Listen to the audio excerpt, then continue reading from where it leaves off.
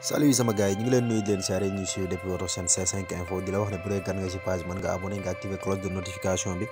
pour mën a jot ci yeneen vidéo yi nga xamante ni bii ñoo ñëw aussi bul fàtte le petit pouce bleu parce que c'est vraiment très important pour nous aussi mën nga def réaction ci commentaire yi dellu si waat ak yéen nag seen rubrique du jour di ko dooree nag ak choc boobu nga xamante ni bii moo doon am foofu nga xamante mooy ca Angleterre di Manchester City doon recevoir ci Etihad Stadium le Real Madrid mooy le grand Real Madrid mu nekk nag match bu neex un match très plaisant avec beaucoup de buts mu am ay buts yu bëri tamit d'un côté comme de l'autre parce que match bi ça s'est soldé par une victoire de City 4 buts à 3 donc mu nekkoon nag match boo xamante ne bii c'est un choc qui a tenu toutes ses promesses rendez-vous donc ca match retour ba boobu di xew foofu ca Santiago Bernabéu donc rien n'est encore joué ni pour le City ni pour Real Madrid mais ñu gis tamit un Real Madrid efficace devant ak occasion yi mu jot a am yëpp presque mën na ne 90% yi da koo réussir mais un Real Madrid très fébrile derrière ak benn défense boo xamante ni bii mënul génnee les balles proprement sortie de balle 0 aussi ci marquage bi tamit ils sont très attentifs. Donc il leur a fallu beaucoup de chance bi wax dëgg yàlla côté Real Madrid la nekk parce que score bi mënoon na gën a large ni score bi mënoon na plier wu presque dès première mi-temps bi parce que tamit le Real Madrid était orphelin de Casemiro loolu tamit loo xamante ni bii lu pesé woon la sur la balance parce que gis nañ ne Casemiro Real Madrid pour mu dem sans Casemiro dafay jafe ci jamono ji nga xamante ni bii moom lañ toll aussi ak défenseur central boobu di Alaba sorti à la pause sur blessure par blessure moom tamit loolu xawoon na pesé ci li nga xamante ni bii mooy balance bi mais it gis nañ benn City boo xamante ni bi mi ngi doon football à l'image de son coach benn City boo xamante ni bi da doon football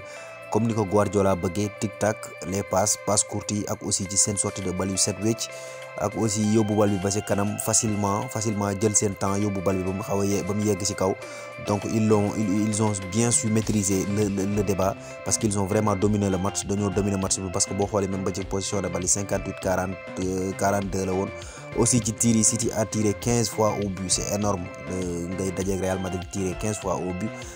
malheureusement nag ils n'ont cadré que 5 tirs par contre le Real Madrid a tiré 6 fois et a cadré 5 fois donc mën na ne la réussite a été au rendez-vous foofu nga xamante ne bi mooy ci côté Real Madrid en grosso modo nag li ñu mën a jàpp ci match boobu mooy rien n'est encore fait lii xew lépp ci match retour ba lañ koy xaare donc wax dëgg yàlla match retour ba ça nous promet d'être un match digne de ce nom parce que carrément d'un côté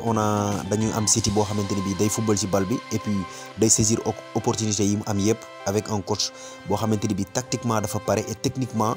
il sait mettre les bons hommes au bon moment franchement parler même ak tey li nga xamante ni bii manqué na ko ci côté droite bi mooy latéral am yooyu nga xam ne kii dafa blessé kii dañ ko suspendre ba ci ak central bi nga xam ne mooy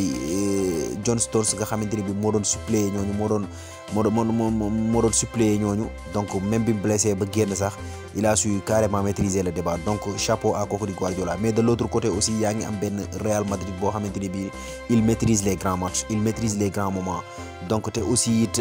miin nañ di gis ko mu nekk en difficulté ba pare di si génn tout le temps cette saison gis nañ ko mu nekk ñaari yoon en difficulté et malgré ça day ñëw encore montrer que ne franchement c'est lui le grand Real Madrid c'est le Real Madrid de la Ligue des Champions donc aussi mu am tamit benn Karim Benzema boo xamante ne bi il est intenable cette saison parce que tey ji dugal na 13e ak 14e biom de la saison de Ligue des Champions donc te loolu mu def noonu ñaari joueurs rek ñoo ko mas a def muy dugal 14 buts ci benn saison Ligue des Champions muy Lionel Messi ak kooku di Cristiano Ronaldo donc ñu mën a wax foofu rek mooy attendons ce que le retour nous réserve retour bu foofu ci Santiago Bernabéu ça promet d'être un match vraiment à la hauteur des attentes quoi. ñu jógee ci match boobu nag xewoon foofu nga xamante ni bi mooy ca Etihad Stadium jàll ci situation joueurs yi ak ñi nga xamante ni bi moom lañ tëddee ci jamono ji ñu koy commencer foofu nga xam ne mooy ca Bayern Munich ñëpp xam nañ que ne kooku di Robert Lewandowski dafa jël décision pour dem foofu nga xam ne mooy ca Barcelone si jamais juboo nañ ci ay kàddu donc tamit les Bavarois muy waa Bayern Munich tardé wuñ pour indi li nga xam ne mooy seen réponse mooy lan jéem a dem lijjanti ci kooku nga xamante mooy Sébastien Haller international ivoirien boobu nga xamante ni bi avant-centre la nekk foofu nga xamante ni bi mooy ca Ajax Amsterdam muy nag un très grand joueur un très bon joueur avenir u football day reposer wu ci tànki gone googu nga xam ne mooy Sébastien Haller donc c'est le digne remplaçant peut-être de kooku nga xam ne mooy Robert Lewandowski ginnaaw nag bi ñu waxtaanee ci mbirum kooku di Ryan Gravenberch muy milieu terrain international hollandais boobu ba pare donc prochaine cible Bayern Munich kooku di Sébastien Haller la pour saison prochaine toujours foofu ci Allemagne mais aussi cette fois-ci côté Dortmund la ak kooku nga xamante ne bi moom lañ bëgg muy l'international allemand mu nekk foofu nga xamante ni mooy ca Paris Saint-Germain Julian Draxler bu ñu fàttali ko sax Julian Draxler moomu ci championnat allemand boobu la jóge woon dem foofu nga xamante ni bi mooy ca Paris moom nag manifesté na désiram pour jóge foofu nga xamante ni bi mooy ca Paris Saint-Germain ginnaaw manque de temps de jeu bi nga xamante ni bi nekkee na ko fa depuis ay entraîneurs yu bëri ñëw nañ fa te mooy loolu mënul fexe ba am temps de jeu donc ñooñu di waa Dortmund nag pare nan pour accueillir kooku nga xamante ni bi mooy Julian Draxler nag jàll ba foofu nga xamante ni bi mooy ca Angleterre ak Chelsea ñëpp xam nañ que ne kooku di défenseur central boobu di Antonio Rudiger saison bii di ñëw dafay dem que ça soit du Real wala boog feneen fu mu mën a dem dafay dem donc ñooñu di waa Chelsea nag seen bët instant bi ci kenn lañ ko teg muy Jules Koundé nekk défenseur central international français boobu di évoluer foofu nga xamante ni mooy ci Séville donc pour remplacer wala boog pour suppléer les postes de kooku nga xamante ni bi mooy Antonio Rudiger et un éventuel départ de Christensen aussi nga xamante ni bi il est annoncé du côté de Barcelone mais foofu ca Barcelone tey jii prolongé nañ yenn ñaari joueurs yoo xamante ni bii ni ca fan yële ñu génn doon nañ leen wax ne Barça soxla na pour prolonger 4 joueurs donc ñaar ñi moom seen prolongation officielle na muy kooku di Araujo muy défenseur central boobu noonu prolongé nañ ko donc ba 2026 ki ci des mooy Sergio Roberto prolongé nañ ko moom tamit un contrat de 1 an mais lu bizarre mooy dañoo wàññi salaire am nangu na aussi wàññi salaire am pour toog foofu nga xamante ni bi mooy ca Barcelone la ñuy génn prolongation de contrat yi nag ñu jàll foofu ca Real Madrid ak seen vétéran boobu di Luka Modric moom tamit nga xam ne contrat am juin 2022 bii la waroon a jeex donc yokkal nañ ko moom tamit benn at de contrat mu donc mu war a dem ba foofu nga xam ne mooy juin 2023 avec le Real Madrid parce que moom tamit contrat am ren la waroon a jeex ci mois bii nga xamante ne bii fa lañ jëm muy juin ci la waroon a jeex mais malgré son âge malgré at yi nga xamante ne bii am na ko son âge avancé ñooñu di waa Real Madrid il continue toujours de faire expérience à leur vétéran croate jógee foofu nag jeexale foofu nga xamante ne bii mooy ca France ak club boobu nga xamante ne bii mooy Angers nag benn doomu africain moo fay évoluer muy kooku nga xamante ne bii mooy Sofiane Boufal li ñuy wax ci moom nag mooy dafa blessure bu xaw a graaw et blessure boo xamante ne bii ni force day subir loolu nga xamante ne bii mooy opération donc certains journaux révèlent que ne kooku di Sofiane Boufal blessure am boobu dana ko mën a tee dem foofu nga xamante ne bii mooy ca mondial ba mais li wér te wóor wala bokk li nga xamante ne bii waa Angers wax nañ ko ñoom mooy que ne kooku di Sofiane Boufal dafa blessé te dañ koy opérer saison terminée la pour l'instant mais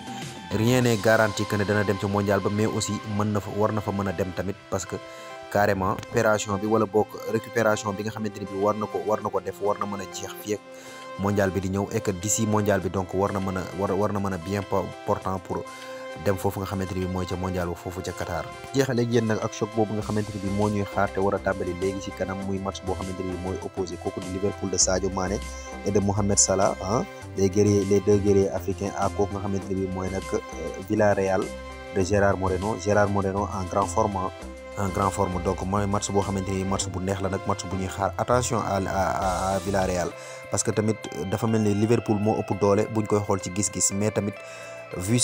li nga xamante ne bi indi nañ ko Villarreal aussi équipe la boo xamante ne bi équipe yëpp dañ ko war a respecter parce que c'est le tombeur de Juventus et c'est le tombeur du Grand Bayern aussi donc ñi ngi ñaan aussi loolu nga xamante ne bi mooy match boobu mu mel ni match bu démb bi mel donc neex ni nga xamante ne bi match bu démb bi neexee na ko avec beaucoup de surprises et tout cela donc xam naa dinañ fi dellu si waat pour débriefer leen loolu nga xamante ni mooy li xew ci match boobu noonu bu match bi jeexee li la leen loon nag tey seen C5 info di la wax ne bu dee gan nga ci page mën nga abonné nga activer cloche de notification pour mën a jot ci yeneen vidéo yi nga xamante ne bi ñooy ñëw